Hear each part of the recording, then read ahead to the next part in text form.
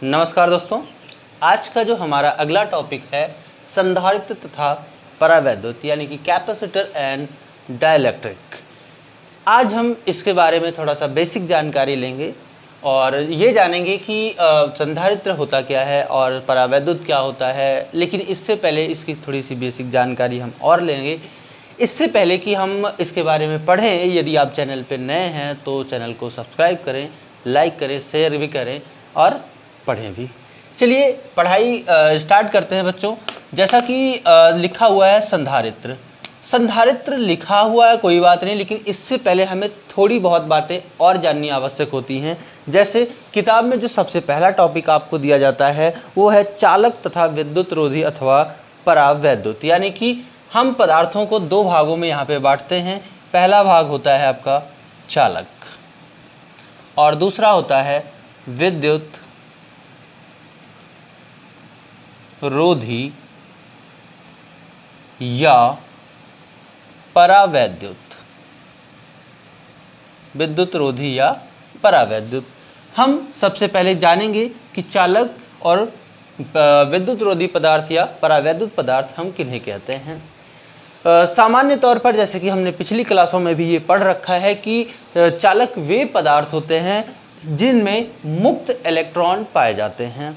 यानी कि ऐसे चालक जो विद्युत का सुचालक होते हैं, यानी जिसमें विद्युत ऊर्जा सुचारू रूप से प्रवाहित हो सकती है, वे सभी पदार्थ हमारे चालक के अंतर्गत आते हैं। जिसमें अगर हम उदाहरण के तौर पर बात करें तो जितने प्रकार की भी धातुएं होती हैं वो सभी धातुएं चालक के अंतर्गत आती हैं। चाहे वो लोहा हुआ, जस्ता हुआ, एल्यूमिनियम हुआ, टीना हुआ, तांबा हुआ, चाहे वो धातु हुई, चाहे हमारी मिश्र धातु हुई, सभी धातुएं लगभग हमारी चालक के अंतर्गत आती हैं। दूसरा होता है हमारा, हमने पहले पढ़ा था, इसका एक नाम और हमने पढ़ रखा है अचालक। तो अचालक को हम विद्युत रोधी या परावैद्युत या अचालक तो कहते ही हैं। अब हम अचालक की यदि परिभाषा दें या परावैद्युत की परिभाषा दें या विद्युत रोधी की, तो हम कह सकते हैं कि ऐसे पदार्थ जिनमें मुक्त इलेक्ट्रॉन नहीं पाए जाते हैं, ऐसे पदार्थों को हम परावैद्युत पदार्थ या विद्युत रोधी पदार्थ या अचालक कहते हैं। ये आपकी एक बेसिक जानकारी है। अब हम जानेंगे इसमें जो दूसरा हमारा टॉपिक होने वाला है वह है चालकों में मुक्त तथा बद्ध आवेश। ये हमारा दूसरा, ये तीसरा है चालकों में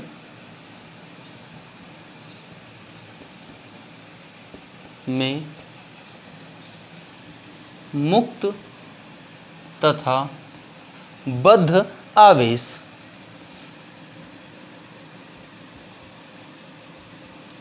मुक्त तथा बद्ध आवेश। चालकों में मुक्त तथा बद्ध आवेश, इस पे चर्चा करते हैं। हम सब जानते हैं कि जो कोई भी पदार्थ होता है हमारा, ये पदार्थ हमारा किससे मिलकर बना होता है?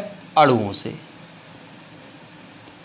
पदार्थ हमारा अणुओं से, छोटे छोटे अणुओं से मिलकर बना होता है। और ये हमारे जो अणु होते हैं ये परमाणु से बने होते हैं। और ये परमाणु जो होते हैं हमारे, ये इलेक्ट्रॉन, प्रोटॉन और न्यूट्रॉन से मिलकर बने होते हैं। जिनमें हम देखते हैं कि जो हमारा परमाणु का एक सबसे बीच वाला हिस्सा होता है, इस बीच वाले हिस्से में होते हैं न्यूट्रॉन और प्रोटॉन। प्रोटॉन पर धनावेश होता है, न्यूट्रॉन पर कोई आवेश नहीं होता है। और इस नाभिक के चारों तरफ ऐसे कक्षाएं होती हैं। इन कक्षाओं में इलेक्ट्रॉन चक्कर लगाते हैं, ऐसे यूं ये घूमते रहते हैं। और इसमें से जो सबसे बाहर की कक्षा होती है, इस बाहर की कक्षा में कुछ इलेक्ट्रॉन ऐसे होते हैं जिन पर नाभिक द्वारा लगने वाला जो वैद्युत आकर्षण बल होता है उसका मान बहुत ही कम कार्य करता है, जिसके कारण ये इलेक्ट्रॉन अपनी कक्षा को छोड़ करके बहुत कम ऊर्जा देने पर, आमतौर पे ये नहीं होता है, लेकिन थोड़ी सी भी ऊर्जा यदि इनको सूर्य से या किसी और भी माध्यम से मिल जाती है तो ये अपनी कक्षा को छोड़कर बाहर चले जाते हैं। और ये पदार्थ के अंदर ही अंदर, पदार्थ को नहीं छोड़ते हैं, सिर्फ पदार्थ के परमाणु की कक्षा को छोड़ते हैं और पदार्थ के भीतर इधर उधर ही गति करते रहते हैं, जिन्हें हम कहते हैं, ये बाहर जब चले जाते हैं, मुक्त इलेक्ट्रॉन। मुक्त इलेक्ट्रॉन कहते हैं। और जो इलेक्ट्रॉन इस नाभिक के चारों तरफ चक्कर लगाते रहते हैं और नाभिक के साथ उनका वैद्युत आकर्षण बल तीव्र होता है, जिसके कारण वो अपनी कक्षा को छोड़कर बाहर नहीं जा पाते हैं, उन इलेक्ट्रॉनों को हम बद्ध इलेक्ट्रॉन कहते हैं। किसी भी चालक में या किसी भी चालक को जब हम परिभाषित करते हैं तो वो परिभाषा हम इन्हीं मुक्त इलेक्ट्रॉनों के आधार पर देते हैं। अर्थात चालक में यदि मुक्त इलेक्ट्रॉन ना हो तो वो पदार्थ हमारा चालक नहीं हो सकता है, क्योंकि यही मुक्त इलेक्ट्रॉन ही एक सिरे से दूसरे सिरे पर जाते हैं। तो यहाँ पे हमने चर्चा की चालकों में मुक्त तथा बद्ध इलेक्ट्रॉन की। तो हमने बताया कि हमारे प्रत्येक पदार्थ, चाहे वो ठोस हो, द्रव हो या गैस हो, वो पदार्थ हमारे अणुओं से, अणु हमारे परमाणुओं से, परमाणु हमारे इलेक्ट्रॉन, प्रोटॉन, न्यूट्रॉन से बने होते हैं, जिसमें से प्रोटॉन परमाणु के नाभिक में होता है, इसे हम नाभिक कहते हैं, इसे हम नाभिक कहते हैं। और नाभिक के चारों तरफ विभिन्न कक्षाएं होती हैं जिसमें इलेक्ट्रॉन गति करते रहते हैं। इसमें से जो सबसे बाहर की कक्षा होती है, जिन परमाणुओं के अष्टक पूरे नहीं होते हैं, क्योंकि आपने क्लास 10th में पढ़ा होगा या क्लास 9th में पढ़ा होगा अष्टक का नियम, कि इसमें प्रत्येक कक्षा अपना अष्टक पूरा करने का प्रयास करती है। अष्टक का मतलब वो अपनी लास्ट कक्षा में 8 इलेक्ट्रॉन पूरा करना चाहती है। तो इसमें से जिस भी परमाणु के या जिस भी तत्व या जिस भी पदार्थ के परमाणु की बाहरी कक्षा में अष्टक पूरा नहीं होते हैं, वो और दूसरा रीजन ये भी होता है कि बाहर वाली जो कक्षा है उस पर नाभिक का वैद्युत आकर्षण बल भी क्या होता है, बहुत कम होता है, जिससे वो अपनी कक्षा को छोड़ करके चले जाते हैं। और कक्षा छोड़कर जब चले जाते हैं तो वही इलेक्ट्रॉन इधर उधर पदार्थ के भीतर गति करते रहते हैं, जिन्हें हम मुक्त इलेक्ट्रॉन के नाम से जानते हैं। जो इलेक्ट्रॉन अपनी कक्षा को छोड़कर बाहर नहीं जा पाते या नाभिक के साथ अधिक वैद्युत आकर्षण बल से बंधे होते हैं, उन इलेक्ट्रॉनों को हम बद्ध इलेक्ट्रॉन कहते हैं।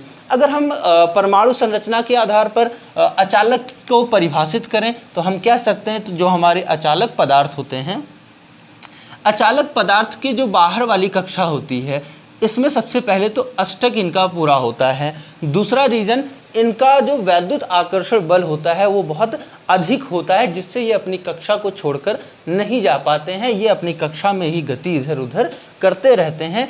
इसलिए हमारे जो अचालक या परावैद्युत पदार्थ होते हैं, इन परावैद्युत पदार्थों में मुक्त इलेक्ट्रॉन नहीं पाए जाते हैं। तो हमने 3 बातों पे चर्चा अभी तक की, चालक, विद्युत रोधी या अचालक पदार्थ, और अगला है हमारा चालकों में मुक्त तथा बद्ध आवेश। इसके बाद हमारा अगला टॉपिक आता है वैद्युत धारिता, जो हम यहाँ पे पढ़ने के लिए आए हुए हैं। संधारित्र तथा परावैद्युत। संधारित्र तो हालांकि एक प्रकार का उपकरण होता है, लेकिन उससे पहले हम आपको बताएंगे धारिता।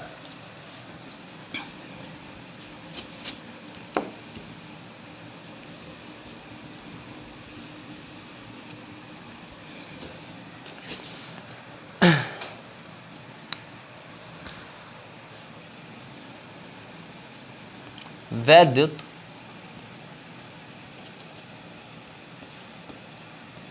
धारिता। धारिता को परिभाषित करना आपके लिए बहुत ही आसान है। अगर हम इसे जाने तो लिख सकते हैं, धारिता को हम लिख सकते हैं धारण करने की क्षमता। धारण करने की क्षमता। अब क्या धारण करने की क्षमता, यहाँ पर हम जिस भी पदार्थ की बात कर रहे हैं या जिस धारिता की बात कर रहे हैं, वो सबकी सब धारिताएं हमारे आवेश के लिए या स्थिर वैद्युत के लिए हैं, विद्युत आवेश के लिए हैं। अर्थात हम कोई एक ऐसा पदार्थ लेते हैं जिसे आवेशित किया जा सके, यानी कि वो पदार्थ हमारा चालक होना चाहिए, क्योंकि अगर वो विद्युत रोधी या परावैद्युत पदार्थ हुआ तो इन पदार्थों पर आवेश एकत्रित नहीं होते, क्योंकि इसमें बद्ध इलेक्ट्रॉन होते हैं। तो हम कोई एक चालक पदार्थ लेंगे और उस चालक पदार्थ को आवेशित करेंगे, यानी कि उस पर आवेश डालेंगे, उसे चार्ज करेंगे। और चार्ज करने पर जैसे हम कोई एक बर्तन लेते हैं, ये पानी का बर्तन ही मान लेते हैं, और इस बर्तन में हम पानी डालते हैं, तो पानी क्या हो गया, जैसे हम एक और पदार्थ ले लेते हैं, ये हमारा कोई चालक है, ये कौन था, बर्तन था, ठीक है ना। तो इस बर्तन की कुछ ना कुछ तो धारिता होगी, यानी कि इस बर्तन में जितनी पानी की मात्रा आएगी वही पानी की मात्रा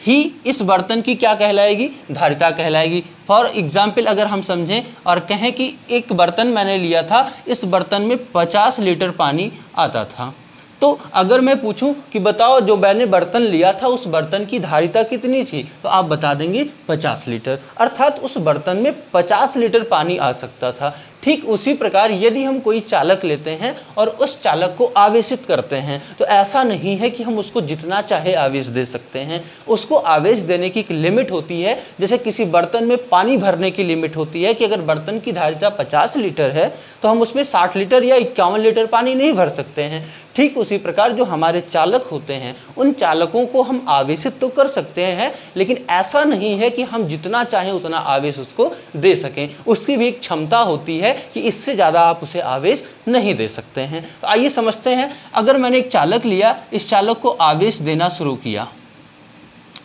यहां पर मैंने एक बर्तन लिया था, यहां पे एक चालक लिया, यहां पे बर्तन में मैंने पानी भरा, यहां पे मैंने चालक पे इलेक्ट्रॉनों को यानी कि आवेशों को डाला।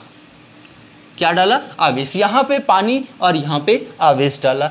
अब अगर हम देखें तो एक बात दोनों में कॉमन आ रही है कि ये बर्तन था, ये भी कोई एक चालक था, इसमें हमने पानी डाला, इसमें पानी के स्थान पे क्या डाला, आवेश डाला। अब हम बात करें तो पानी डालने से जल का स्तर धीरे धीरे क्या हो रहा था, बढ़ रहा था। जैसे आप किसी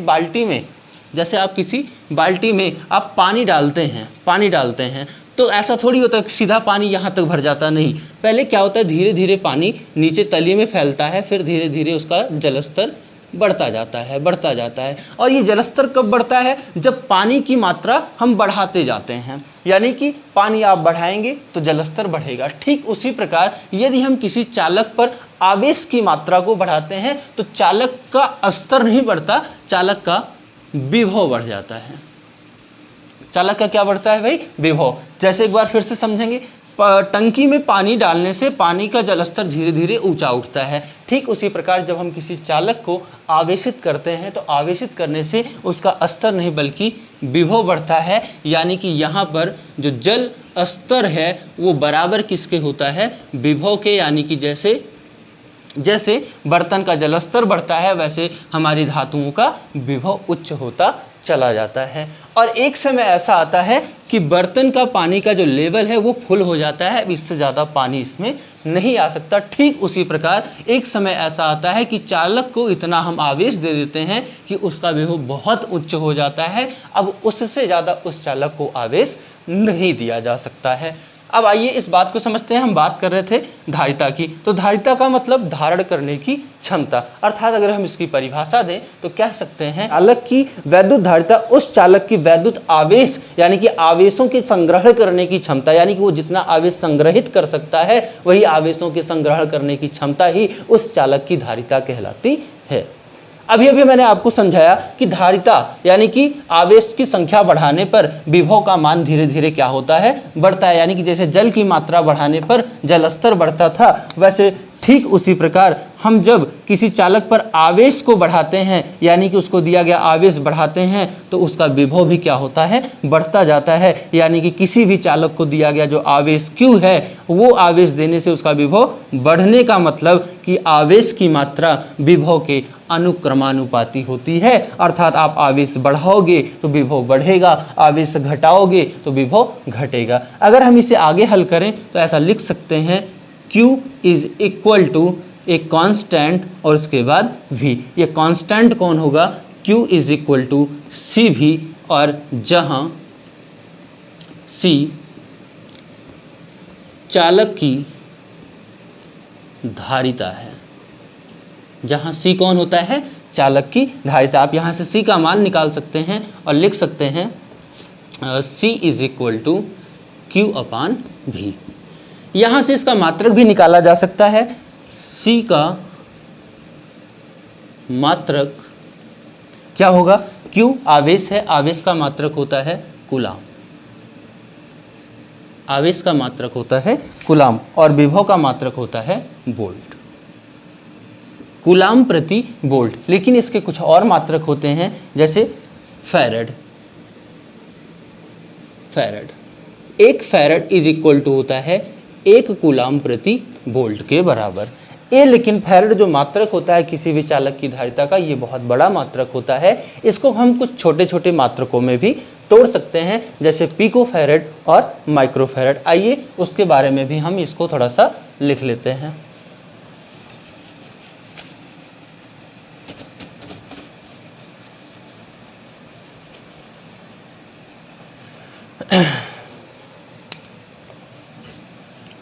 धारिता के छोटे मात्रक, एक माइक्रोफैरेड और एक पिकोफैरेड। ये छोटे मात्रक होते हैं धारिता के, एक माइक्रोफैरेड और एक पिकोफैरेड। एक माइक्रोफैरेड में 10⁻⁻6 फैरेड होता है और एक पिकोफैरेड में लगभग 10⁻⁻12 फैरेड होता है, 10⁻12 फैरेड होता है। तो आज हमने सीखा, आपने बताया कि सबसे पहले चालक और अचालक क्या है, फिर हमने बताया आपको कि मुक्त आवेश तथा बद्ध आवेश या मुक्त इलेक्ट्रॉन तथा बद्ध इलेक्ट्रॉन। तीसरा टॉपिक हमने जो चर्चा किया था वैद्युत धारिता की बात हमने बताई कि किसी भी चालक की धारिता उसके आवेश संग्रहण करने की क्षमता होती है, और धारिता को हमने किससे नोट किया, यहाँ पे C। और ये भी मैंने बताया कि जैसे जल की मात्रा बढ़ाने से जलस्तर बढ़ता था, ठीक उसी प्रकार किसी भी चालक को जब हम आवेश देते हैं तो उसका विभव बढ़ता है, अर्थात दिया गया आवेश उसके विभव के क्या होता है, अनुक्रमानुपाती होता है। और यहाँ पे मैंने बराबर का निशान लगे कि एक कांस्टेंट रखा, और वो कांस्टेंट हमारा C होता है, और इस C को हम जानते हैं किस नाम से, धारिता के नाम से, जहाँ C क्या है, चालक की धारिता होती है। इसका मात्रक हमने निकाला, C का यानी कि चालक की धारिता का मात्रक जो होता है वो कूलाम प्रति वोल्ट होता है। और इसका MKS या SI पद्धति में एक दूसरा भी मात्रक पढ़ा जाता है, फैरेड, अर्थात एक फैरेड जो होता है वो 1 कूलाम प्रति वोल्ट के बराबर होता है। मैंने कहा फैरेड एक बड़ा मात्रक होता है, इसके छोटे मात्रक भी कुछ होते हैं, माइक्रोफैरेड और पिकोफैरेड। एक माइक्रोफैरेड में 10⁻⁻6 फैरेड तथा। आज के लिए बस इतना ही, मिलते हैं अब आपको अगली वीडियो में एक अगले टॉपिक के साथ। तब तक के लिए जय हिंद।